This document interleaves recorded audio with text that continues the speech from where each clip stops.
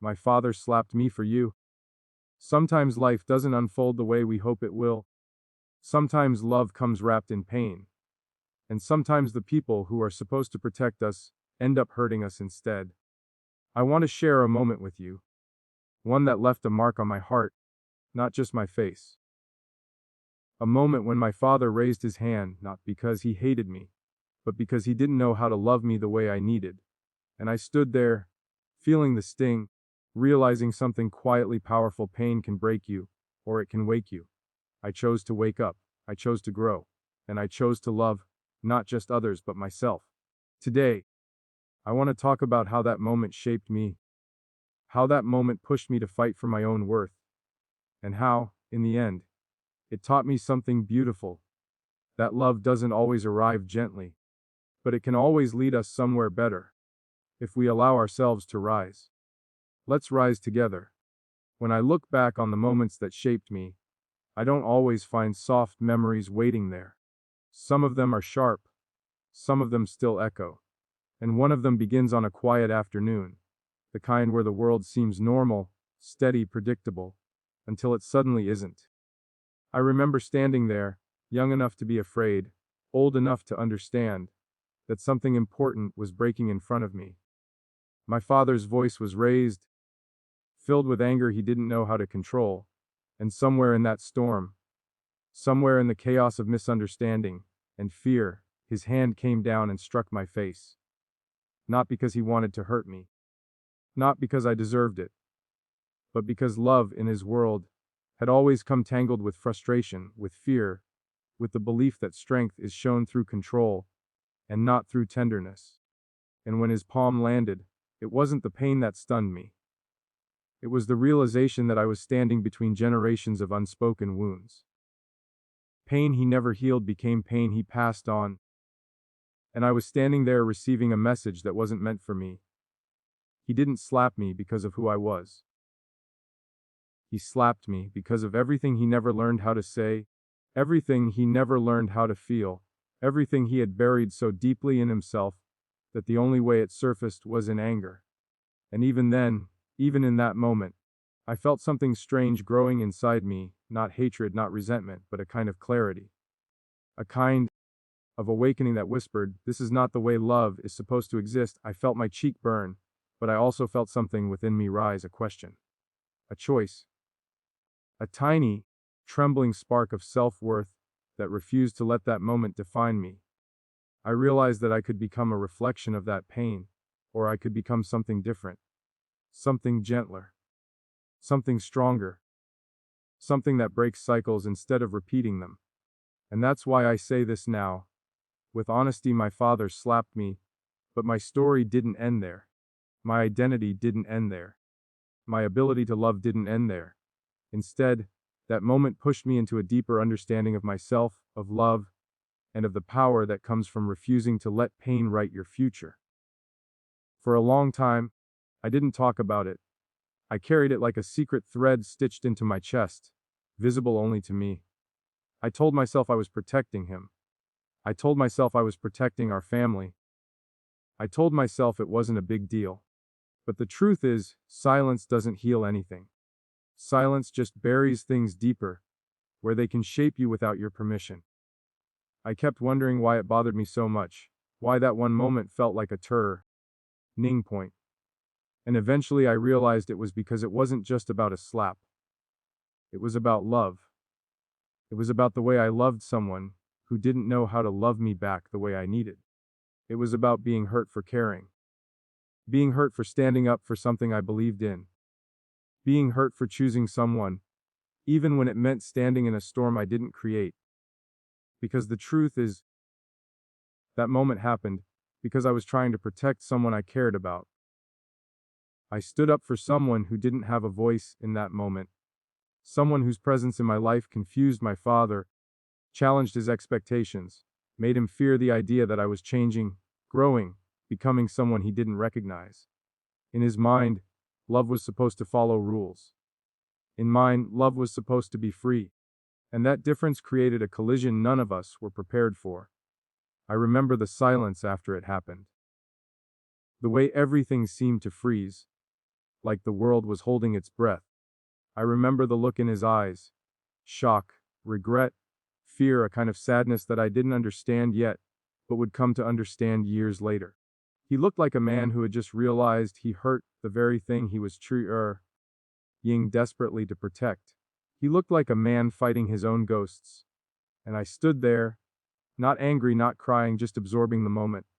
I felt the sting, but I also felt the truth beneath it, that sometimes we become victims of love misunderstood. And sometimes the people who hurt us are not villains. They are wounded children who grew up without learning gentler ways. I didn't excuse him, but I understood him, and understanding became my strength. That moment taught me that love is not always soft. It is not always quiet. It is not always safe. Sometimes love pushes people into fear, and fear pushes them into actions they regret. But what matters more than the pain is what we choose to do with it. Do we continue the cycle, or do we break it? Do we let the pain sink into our hearts, or do we rise from it with a deeper capacity to care? I decided to rise. I decided that the love I carry in me would not be shaped by that slap. It would be shaped by how I responded to it. I decided that tenderness would be my language, that understanding would be my strength, that compassion would be my armor, that I would never let anger be the defining force in my life, that I would never let pain teach me to become like those who hurt me, that I would stand in my truth even when it shakes, even when it hurts, even when it challenges everything I thought I knew. I learned that sometimes the hardest moments teach us the most important lessons. And the lesson for me was this: love that is painful is not the only kind of love that exists. Love does not have to bruise. It does not have to break. It does not have to silence. Love can be gentle. It can be patient. It can be a hand reaching out, not striking down. It can be a voice lifting you up, not tearing you apart. It can be the calm after a storm, and not the storm itself. And that realization became a turning point in my life. It made me want to build a different kind of love. Not just for others, but for myself. It made me want to speak in a way that heals.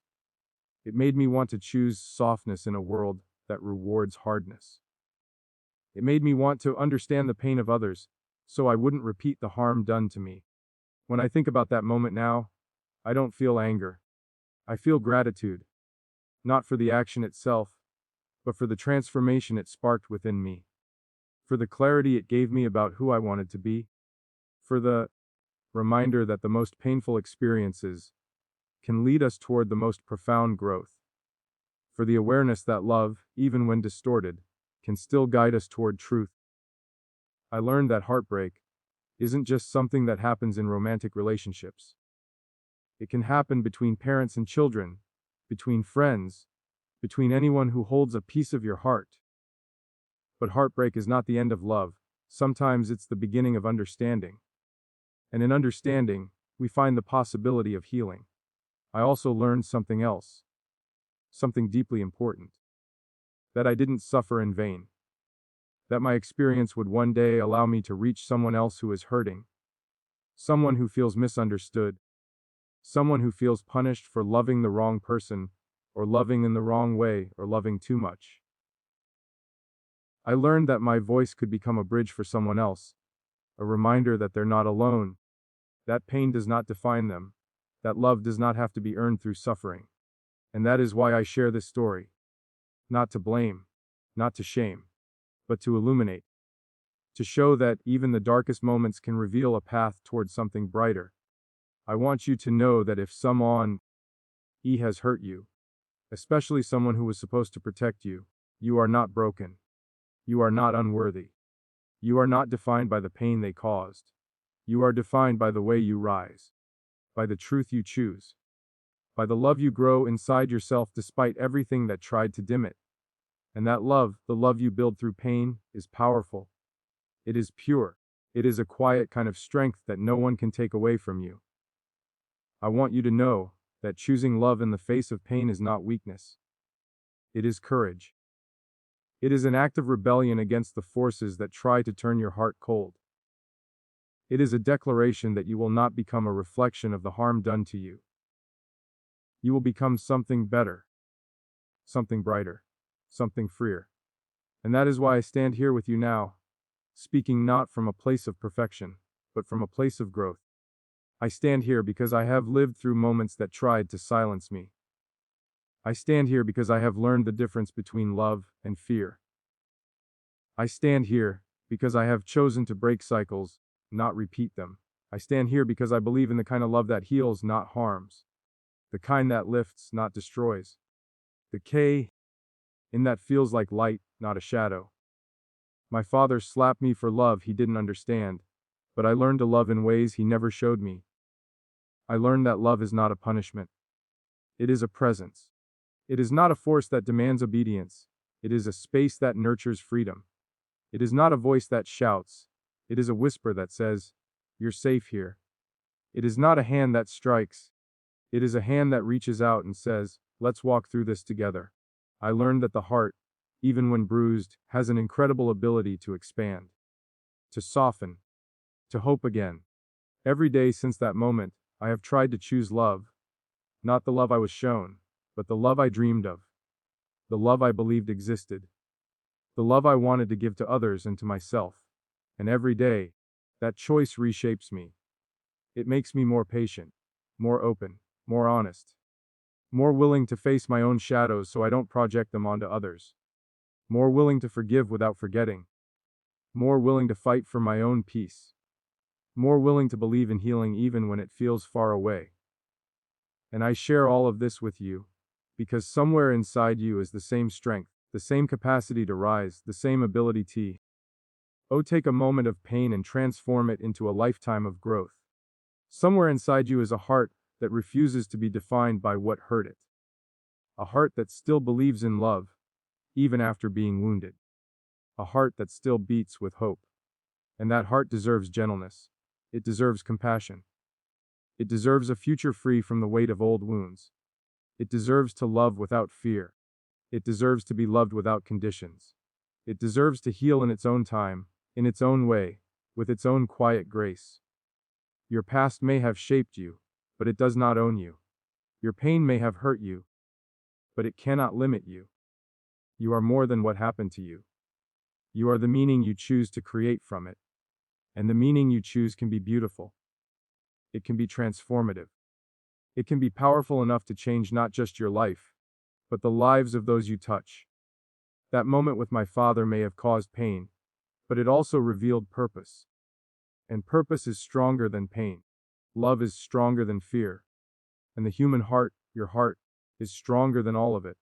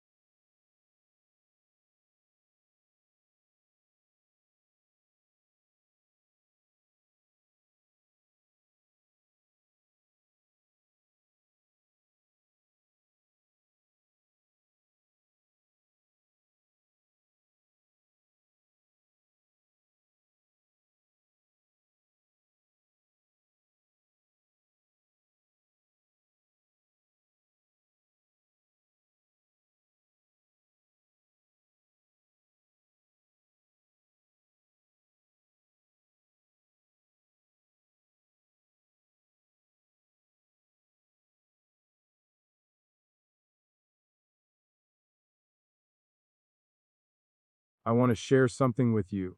Something that shaped the way I breathe, the way I love, the way I rise after being struck by life, in ways I never expected. It begins with a moment that I once wished I could erase, but now I hold it like a lantern I carry into dark rooms. It happened on a day that looked ordinary. One of those days where you wake up believing everything will stay the same, only to learn by evening that nothing ever stays the same. I remember the room, the air, the silence that hung between questions nobody wanted to ask. And in the middle of that silence was my father, trying to make sense of something he didn't understand. He wasn't angry at me. Not really. He was afraid. Fear has this strange way of dressing itself as anger, when someone doesn't know how to translate it. And that's what happened. Fear walked into the room wearing anger's clothes, and I stood there watching it move through him like a shadow that had been waiting for years to escape. When his hand came down across my face, the world didn't break the way I thought it might. Instead, everything slowed down, the sound disappeared, the pain faded into the background. And all that remained was this strange sense of clarity, a whisper inside me saying that everything I believed about strength, about love, about the people we trust to protect us, was changing. It wasn't the slap itself that hurt the most. It was what it represented. It was realizing that someone I loved was hurting me in the name of protecting something they didn't even fully understand. It was realizing that love, when misunderstood, can become something sharp instead of soft, something that pushes instead of holds, something that wounds instead of heals. I didn't look at him with anger. I looked at him with shock, confusion, and a kind of sadness that I didn't have words for yet. I didn't see a monster. I saw a man who had never been taught how to express fear without violence. I saw someone drowning in the expectations of his own upbringing, someone trying to lead a life based on rules he never questioned, someone who had been told that authority is shown through force, not understanding.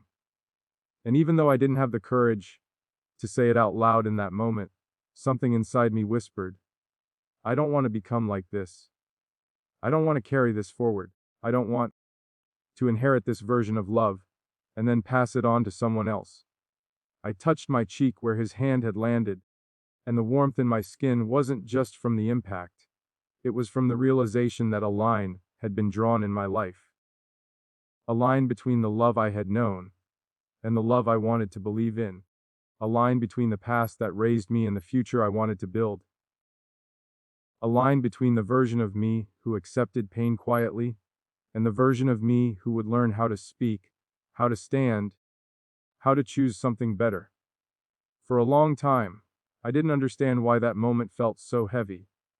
But now I know it's because I wasn't just hurt for myself. I was hurt for someone else. Someone I cared about. Someone whose presence in my life challenged my father's beliefs, his expectations, his sense of control. Someone who opened a door inside me that he didn't know how to deal with. Someone who made me feel emotions he believed were dangerous or wrong or forbidden. And that's what made him react. Not because he disliked them, but because he feared them. Because he feared what they meant for my future, for his authority, for the image he had built of how my life should unfold. And, in that fear, he tried to stop me. He tried to protect what he thought was right. He thought the slap would redirect me, correct me, change my path. But instead, it opened my eyes in a way nothing else ever had. I didn't hate him. I didn't hate myself. I didn't even hate the moment. What I hated was the idea that love could be reduced to punishment. That affection could be measured by pain. That doing something for someone else, someone I cared about, could be treated as rebellion instead of sincerity. I hated the belief that love must always fit into rules, that it must look a certain way to be accepted, that it must obey traditions instead of truth. As I stood there, I looked at my father differently. I saw the pain in his eyes, the regret blooming in the silence between us, the fear shaking inside him like a candle flickering in the wind. He didn't expect himself to do what he did. He didn't plan it. It shocked him too. And sometimes the shock someone feels after hurting you tells you more about their heart than the hurt itself. It tells you they are human, flawed, scared, shaped by experiences they never healed from. It tells you they are repeating patterns they don't fully understand. It tells you they are doing the best they can with the tools they were given, even if those tools cut more than they build. I realized then that I could spend my life resenting him, replaying that moment, letting the sting define my identity. Or I could choose something else. I could choose compassion, not to excuse him, but to free myself. I could choose understanding, not to justify the pain, but to learn from it. I could choose transformation, not to erase the past, but to build a future that doesn't resemble it. I could choose to let that moment make me softer instead of harder, more loving instead of guarded, more open instead of broken. I began to understand that love is not always gentle in the ways we want it to be. Sometimes it arrives clumsily. Sometimes it arrives confused. Sometimes it arrives with wounds attached. And sometimes the people who love us carry so much unresolved pain of their own that they end up hurting us without meaning to. That doesn't make the hurt any less real.